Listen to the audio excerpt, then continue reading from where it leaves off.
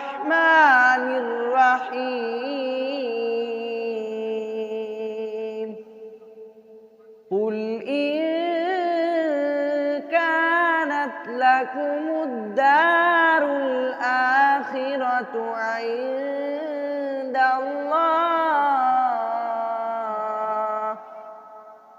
عند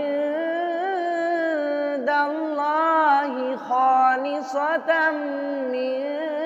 دون الناس فتمنوا الموت إن كنتم صادقين ولن يتمنونه أبدا بما قدمت أيديهم والله عليم بالظالمين